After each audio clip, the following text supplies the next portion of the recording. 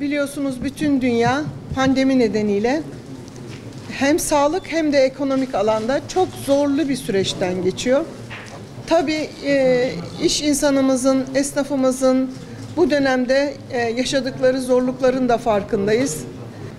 Sayın Cumhurbaşkanımızın Mart ayında açıkladığı ekonomik istikrar kalkanı paketi çerçevesinde hem istihdama hem vergiye hem finansmana yönelik destekler açıklamıştık biliyorsunuz. Gene Sayın Cumhurbaşkanımız 14 Aralık'ta esnaflarımıza yönelik 3 ay süreyle 1000 lira gelir kaybı desteği ve büyük şehirlerde 750, diğer şehirlerde de 500 lira olmak üzere kira desteği yardımı açıkladı.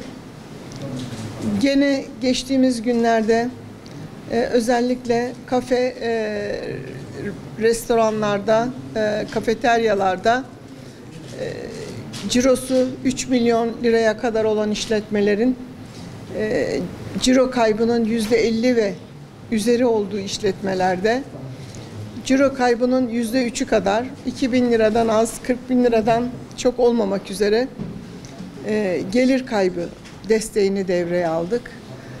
IMF'in en son açıkladığı rakamlara göre 2020 yılında dünya ekonomisinin %3,5 küçüleceği, bizim en büyük ticaret ortağımız olan Avrupa Birliği ülkelerinin %7.2 küçüleceği, Japonya'nın %5.1, Almanya'nın %5, İngiltere'nin %10, Amerika Birleşik Devletleri'nin %3,5 küçülmesinin beklendiği 2020 yılında biz 3. çeyrekte göstermiş olduğumuz %6.7 büyüme ile ve IMF tarafından da 2020 yılını pozitif büyüme ile kapayacak az sayıda ülkelerden olduğumuz ve Türkiye'nin büyümesinin 1.2 olarak beklendiği açıklanmış bulunmakta.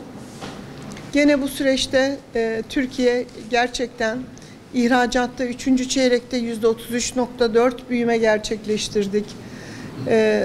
Ve son çeyrekte bir önceki çeyreğe göre %18.4 büyüme gerçekleştirdik. Bir önceki seneye göre %6.6 büyüme gerçekleştirdik ve ilk defa çeyreklik dönem ihracatımız 50 milyarı açarak 51.2 milyar dolar seviyesine ulaştı.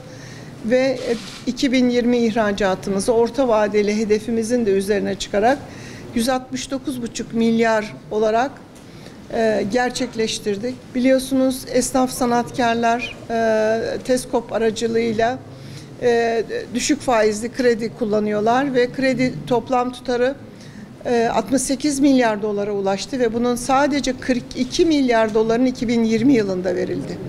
Ve bu kredilere baktığımız zaman Diyarbakır'da da 484 milyon TL kredi verdiğimizi görüyoruz. Teskop kefaletiyle kredi kullanan esnaflarımız yaklaşık 1.300.000 esnafımızın 13 milyar lira kredisi Haziran sonuna kadar ertelendi.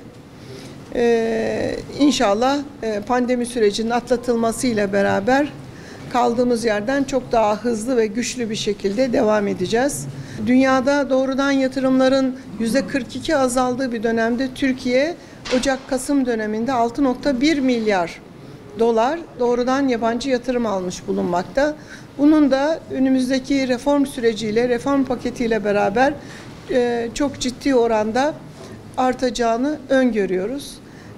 Gene son 2 senede Diyarbakır'a Ticaret Bakanlığı olarak 3.7 milyon TL ihracat desteği verdik. Exim Bank kanalıyla 7.6 milyon dolar ihracat desteği verdik. Diyarbakır'da bizi mahcup etmedi.